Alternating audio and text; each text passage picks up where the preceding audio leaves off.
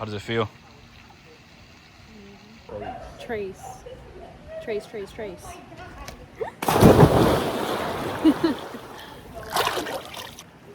gotta do some functional training.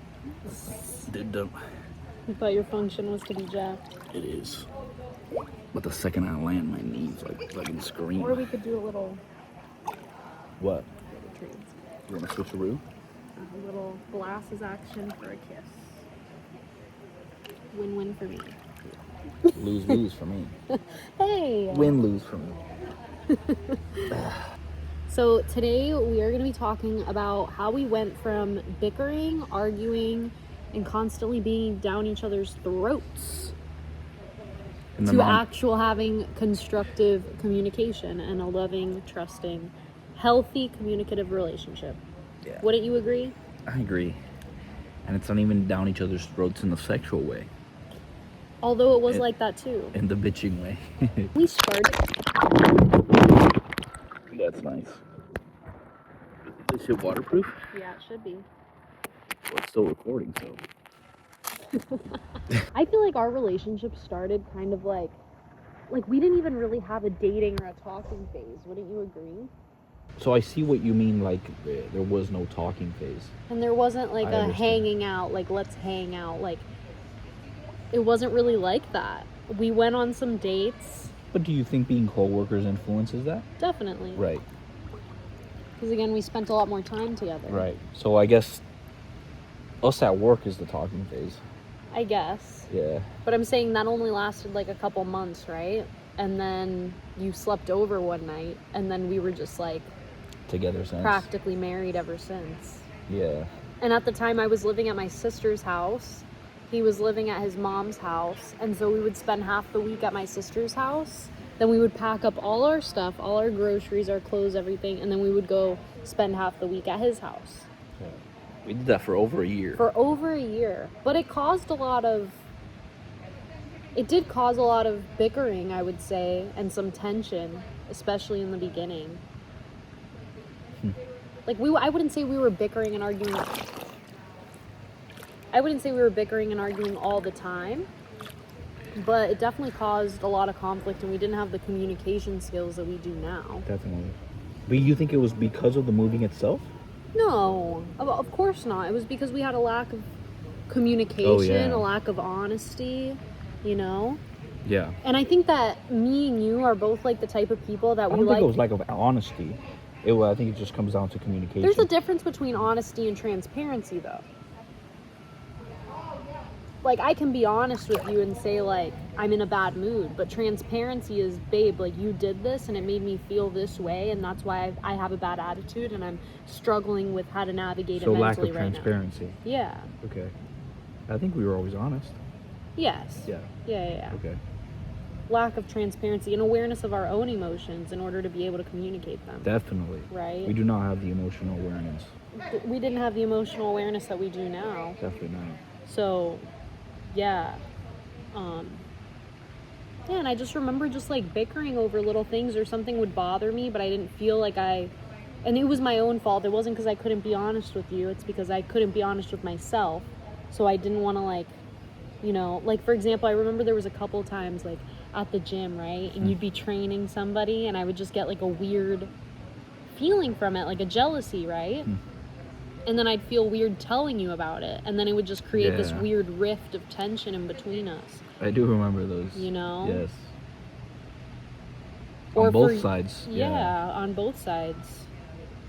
And it took us a while to communicate it. Definitely. Or we'd say it's nothing or suppress it or... Yeah, exactly. Versus now, I think we're able to just articulate that emotion so much quicker. Yeah. Like almost within the hour. For sure. So it's like, what was going through your head in those times where you felt like we were maybe arguing or bickering? I think I was just repeating patterns. You know, I was just doing what I've always known to do. And it's just like lack of understanding myself. Yeah. That I was repeating those patterns. You know, looking back in retrospect. What were the patterns? Not communicating with you. You know, instead of like whether you did something to upset me, understanding like what is it within me that I feel insecure about and why. Mhm. And instead of like going to you and going to you with the problem, I just hold it within myself and like just mentally fuck myself on, bro, stop being a bitch. Like, stop being insecure. You know, stop being jealous, stop being whatever X situation it is. And it was just that in my head. And suppressing the emotion instead of coming to you with the emotion to gain clarity on the situation. Because I think most of the time, it's just your imagination playing games with you. Yeah, like you build your own story based on your own insecurity. There's a quote that something along those lines. I think it was Marcus Aurelius that says it. Man suffers most in imagination, not reality. Yeah. Something like that. Yeah. Hmm. So yeah, it's and I'm sure that we still do that to a certain extent. It's just so many different factors at play now, right? Yeah. What do you mean? I feel we just don't put ourselves in those positions anymore. Yeah, because we communicated right on, but we didn't back then. Yeah. You know? Yeah. And I remember also just like getting frustrated with you over the littlest things. I think especially when we started to kind of integrate our lives together and even into us living together here, just us two. But even before that, like if, I don't know, if the stuff wasn't like packed in the car the right way, or if I was in a hurry and you were like taking your time or vice versa, it would create like this like frustration and this like emotional, you know what I mean, like tension kind of. And I think that caused a lot of arguments that were not necessary. You know? Yeah. Because I think one of the biggest lessons that at least I've learned in my own personal life that's helped me through our relationship so much has been to never take things personally. Yes. You know? Because like let's say you get mad at me for placing something wrong in the car. Before I would take it so personal. Really? You know? Yeah, or you'd just be like, you know, frustrated or just like in a bad mood, I'd take it personally. And so then I'd match your energy. Yes. And I'd try to overpower your energy. Like, oh, you want to be in a bad mood? I'll be in a bad mood too. Here we go. Yeah, here we go. You know, and I would take it upon myself. Like, and then you build that story of like, you don't appreciate me. You're in a bad mood because you don't, like, Resentment. whatever, resentment. And then that builds resentment. I think that is ultimately resentment, is the buildup of stories and the suppression of the emotion from those stories towards another person. Right. Resentment leads to a lost in love. Definitely. Because now you're like this person that was your knight in shining armor becomes the villain of your story. Exactly. But really, you're not the villain. It's my own insecurities targeted and projected on you. Yes. Communication within yourself and understanding, and communication within the person. And for ourselves, I think that's such a hard thing, is to face your own insecurities and say like, I'm the problem. Yeah. It's so hard to do that, and it's so much easier instead of like looking within to be like, if I'm not feeling good, let me look at who's next to me. Oh, it's you. You're the problem. Right. You know. And we haven't come to this realization. Like, I feel maybe you've had a different experience, but nowhere in our relationship journey have I ever asked, how can I improve my relationship? No. Yeah. You know, like I think that's where people misunderstand how to have a healthy, prosperous, loving, intimate relationship. Like, stop focusing on the relationship itself and the other person, and focus on the individual. Yes. Because when you focus on yourself and your habits, your insecurities, the way you're able to express your emotions, that automatically rubs off on the relationship, and the relationship improves as a byproduct of you improving yourself. And it's like leading by example, right? Because I cannot tell you how many times, and correct me if I'm wrong, that we've had discussions, right? And I come to you with a problem and I'm like this and that. And when you sit back and calmly, you're like, babe, you're right. Like, I'm sorry for doing this. And I'm sorry that you feel this way, and we're going to do better. How many times do then I go, you know what, babe? Like, thank you. And I'm sorry too. Yeah. Like, I'm sorry too because I could have reacted better this way. Yeah. Right? Yet if I were reactive, aggressively, immature, envious, whatever it may be, or just come back and look at me like the problem. You reciprocate it. Exactly. And I think it's like this fear of letting your ego down and saying, I am wrong, because you want to uphold the image of being the knight in shining armor. Of course. And you want to uphold that so bad that the ego gets in the way and is like, no, I am that knight. Like, you must be wrong. Mm-hmm. And vice versa. Yep. So I think very, very right on that. And a lesson that I think I've learned fairly recently in the last like 6 months, extreme ownership. Like, that's something that I love. And that's something that I think has helped us a ton. In any problem, in any situation, even if it's almost obvious that you're not at fault and that the other person went extremely wrong, there's always something that you could find that you could have done better. Whether if that's in the communication of the problem, the realization of the problem, whatever it may be, what could I do better, and present that with the problem to the other person? Yeah. And boom. And coming from a place of that you actually want to improve as an individual and not just do it for the relationship or to be in good terms with the other person. Because if you're just doing it to end an argument, you know, make the other person happy, or then that builds resentment. Then that in itself builds resentment, because that standard can't be upheld forever. No. Like, we by default are selfish human beings. Yeah. We are selfish, no matter how you want to look at it. So everything we do is for our own benefit. You know, eventually you're gonna get your motivation, your excitement, your passion to please that other person will eventually run out, you know. But the journey of self-discovery and self-growth never ends. So you're looking at one pathway that's infinite in growth and opportunity, and one that is finite, one that eventually will end.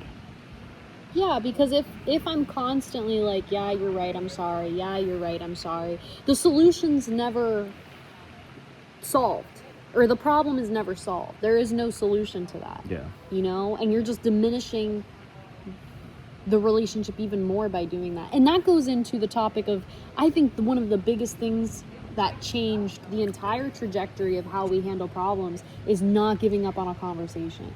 There's been times we've been in the car for 3 hours talking about a single thing or a single problem. And it wasn't just like talking like, you know, oh babe, like, yeah, your emotions isn't, no, like there has been times where it's just brutally like ego, but you have to keep hammering. You cannot give up. You have to sit there and keep talking in the conversation until you break the ego. Yes, until your ego is able to dissolve, and it's like, okay, the only way out of this argument and the only way to solve is to just surrender.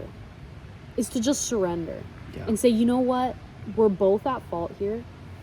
How can I identify where I'm at fault and completely understand and put myself in your shoes, and then that way you're able to do that for me, and we get to the root of the problem. Yeah, boys, and it's like fucking difficult, man. It's so hard. It is so hard to put like your pride down and to be vulnerable and be emotional.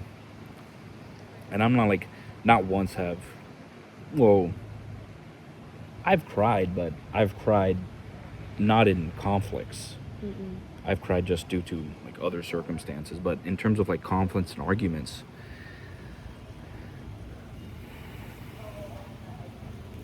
like, you know, when it's still coming from a place of ego or a place of You can feel it. you just want the situation to be over. And like that's not the solution. Like the solution is okay, we're not getting out of this room, this car, this house, this place. We're not finishing this until we both evaporate this negative vibe that's going on. And like both of you know that there's tension. Like you feel it. I don't know what it is, but we understand. There's a feeling there. Because there's been times where even the argument ended, like we both came to a logical resolution, but there's still an emotional tension. And there's been times, babe, right, where we've been like, okay, we're good. 5 minutes later, we're like, okay, like something isn't resolved here. Yeah. Like and it's what's just like still going on? Keep going, going deep, even when you don't want to, bro. Yes. Like that's like the most important part. That is the fight right there. It is fighting through that getting over that obstacle, that barrier. Yeah, it's just so hard to express it.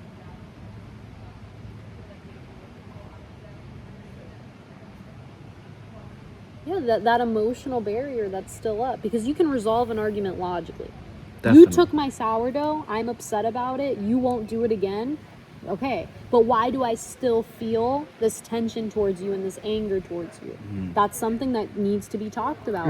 And there's even been times, I would say less frequent, but there have been times where, okay, we solved the argument logically, we've touched on the emotions as well, but there's times where I can't leave the responsibility to him to solve my emotions. And girls, like, I know how hard it is to be in a conversation, and even though you guys solved it, like, you still feel the emotion so heavily. It's like, go deeper, talk about the emotion, but if the feeling's still there, it's not his responsibility to solve my emotions and make me happy again. That's something within myself, and there's been times, like I touched on before, to kind of tie it in, there's been times where, we solved it logically, we solved it emotionally, but I still feel a certain way. So I'm like, babe, like, I just need some time right now. Yeah. Like, I just need some time to just, like, still process it myself so that I can come to you with my own resolution and explain to you why my emotions were so intense. Definitely. And likewise. Yeah. Sometimes you just need, like, 5 minutes to have an understanding, reflect on yourself, and ask yourself, okay, am I over-exaggerating? Like, what's going on here emotionally? Ask yourself, like, the hard questions. And we just go back down to, like, dissolving the ego. Yeah. It ties that down. And I think, like, a pivotal point is tackling all of life's, especially, like, your internal problems, the same way. Because the same way you aren't able to, get past that tension part and address the tension part, and no matter how long it takes until we're both okay, we're not leaving the situation. We're coming to a solution here, no matter what. No matter if it takes 3 hours, 6 hours, 3 days, we are having the same conversation over and over again until we find a solution. And again, it does take days. You have to transfer that in every realm of your life. And as an individual as well. Like I said earlier, you have to take on that burden in your physique. Like, no matter how hard or how out of shape it is, you're 2 months on a diet, 3 months on a diet, whatever process it is, you have to keep on going until you figure out, is this the diet that works for me? No. Okay, next solution. If this is not it, next. Keep harping on the same topic, the same problem, until you find the solution that works well for you. And that's the same within your physique, within your nutrition, within your mental status, your understanding of your internal awareness. And this is something we were talking about earlier, how reading out loud has been this habit that, I started it because I used to be a person that stutters a lot. I have a hard time expressing my ideas, just, being from Cuba, English not being my first language, me struggling a little bit academically growing up, not being a good reader. And I was never good at it because I never practiced it. I never developed the skill. And ever since I started reading out loud, that's translated effortlessly into my communication skills within our relationship. And again, notice how I didn't start it to improve my relationship. I never started it. I started to improve myself. And in improving myself, my relationship got better as a byproduct. And that's how you have to approach everything that you just want to achieve. Like, if you want a fucking six-pack, approach it the same way. If you want to be more vulnerable and emotionally aware, or just gain respect in your relationship, if you feel like she's constantly bitching, she's constantly resenting you, there's a lack of respect to her, she's talking back when she's not supposed to be, that's a you problem, bro. It's not a her problem. It's because you haven't done the personal development for her to gain the respect, bro. Yeah, like, you don't even respect yourself. So once you respect yourself and you carry yourself in that confident way, then she's able to sense that sense of confidence, and she's gonna respond the same way. And it all boils down to, your relationship can only be as healthy as the relationship you have with yourself. Your body can only be as healthy as the relationship that you have with yourself. Beautiful. It all boils down to that. Yep. And I think that's why a lot of relationships do go stale, or they go past the honeymoon phase, then you're going past like the mundane, just like daily life phase of like trying to grow together. But there is no growing together if you're not growing alone. And that's why I think a lot of relationships plateau, they get stale, they lose interest. Men start seeking lust, they start seeking other things. Women, same thing. It's because, again, when you're not growing within yourself, how can you expect to grow in a relationship? How can you expect to grow your love, I cannot love you more than I love myself. Right? So if I'm relying on you for that love, and vice versa, it's going to come crashing down, because there's only so much love that you can give, right? But yeah, so you can only give as much as you could, as much as you have. As much as you have for yourself. Right, and you only have, based off your capacity to develop. Like, love is a skill. Oh, love is a skill. Love is a skill that you have to develop, and like with anything else, it takes practice, it takes time, it takes consistency, it takes effort, it takes discipline. But it takes you learning that love for you, not for anybody else, know. But how do you come to love yourself? By working out, by working on your physique. That is showing love for your body, by sitting down with your emotions, by journaling, by doing practices like reading out loud, right? You're like, I love myself so much that I want to nurture myself and get better. I'm willing to go through the hard to have the solution. Exactly. And because it always comes down to that. And because you're able to have those emotional conversations with yourself, like, ladies, again, like, you cannot rely on your partner in order to make you happy, in order to love you. Like, you can't. I know that sounds like a crazy take, but you can't. It's not a fucking crazy take. You can only love yourself, and then that is going to be projected through your relationship with your partner. Babe, you have no idea how many females I still get that DM me and they ask me, how do I improve myself for my man? Wow. That's the wrong question. Yeah. It's how, yeah. Like, for you can use your girl, partner as a motivator. Right? Yeah. Like, if I get in an argument with my man and it's horrible and I feel like I didn't approach it the right way, or he didn't approach it the right way, I can use that as motivation and say, okay, I really need to work on myself and work on my inner world in order for us to be better. But I can't say I need to be better for this person to receive this person's love. Yeah, you have to. No. You have to. There's a difference between using the pain of a breakup, of relationship problems, divorce, and the opposite, using motivation that you just got into a relationship, you want to do it to get the girls, to get the attention, to get the validation, That's whatever. fine. Like there's a pain and there's a motivator that is almost the initial energy and momentum you need to start. But along the way, you have to come to the self-discovery that this was the starter, but it's not the thing that's going to keep me Keep going. me going long term. The thing that's going to keep you going is what we were talking about earlier. It's not doing it for somebody else, because once you get the thing, once you get the girl, once you get the physique, like what's going to give you the energy to keep on going, to maintain it, or to reach the next level in that endeavor? And it's almost like the nitrous in a car, right? In a fast car. Like your pain, whatever's motivating you to start the gym, whatever's motivating you to start journaling, whatever's motivating you to just be better, it can be a pain, right? But think of it like the nitrous in a fast car.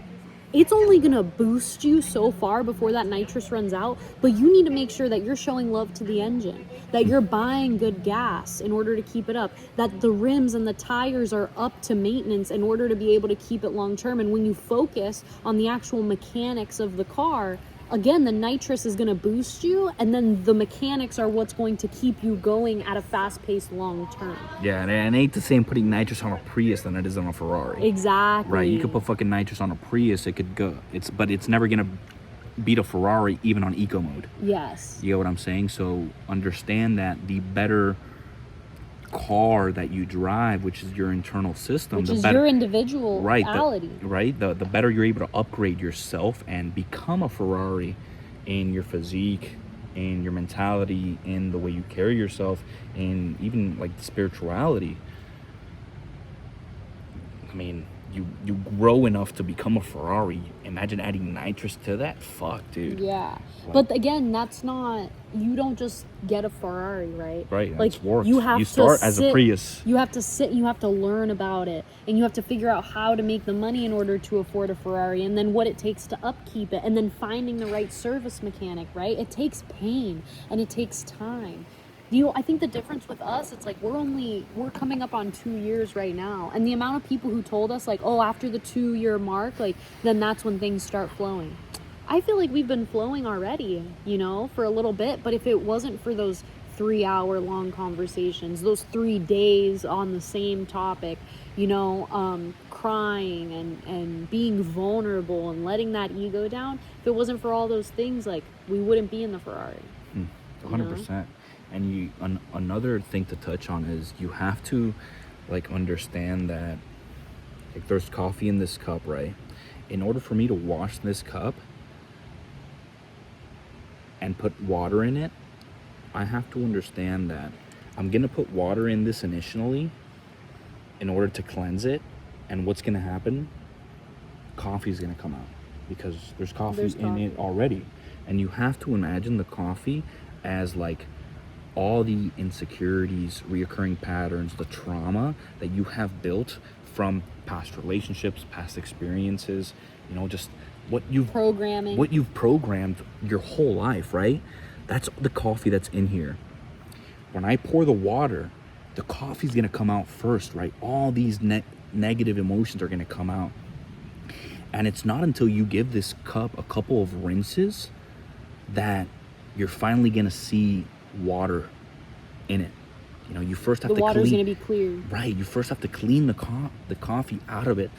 All these bad shit, and then you're gonna start to see the bottom with clear water. And everybody has that coffee. We all have those negative, emotions, those insecurities, the programming, because it's and again, everybody does, because your parents, you've only learned to love based on what you've seen. And so you can't take advice from people that you can't model after maybe the way your mom treated your dad. You can't model the way after, your friend who's been married for a while, how she treats her husband. You have to understand that you have a distinct programming, that you have distinct insecurities that you need to figure out for yourself.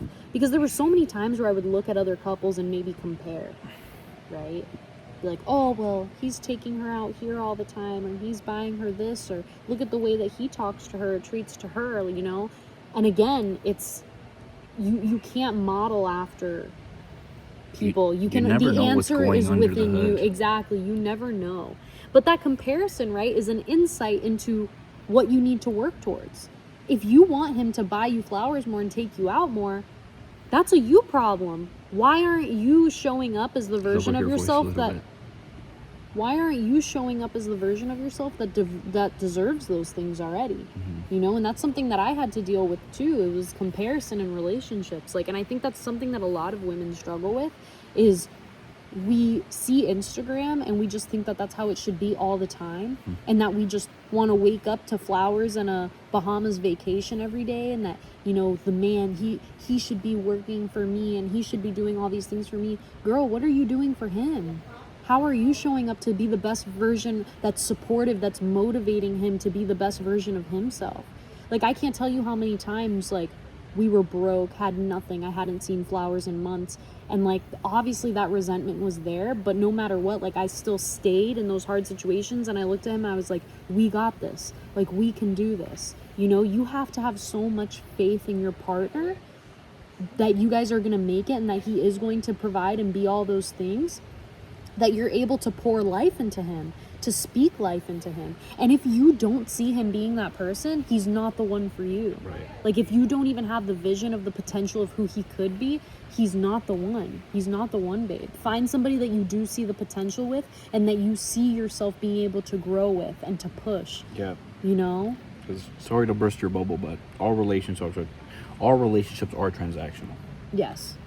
Yes, it's just the way it is, you know. You know, if he wasn't able, I'm willing to provide and be all these things for her under these certain conditions. If I get this, and this in return. And for the longest time too, like, I would put this pressure on myself to be like a housewife, and to, like, cook for you and make sure that everything is always taken care of and everything is always clean and everything's always perfect. But again, I was pouring that into you because I wanted a result out of it and I wanted an outcome, and it completely destroyed my own energy and my own purpose.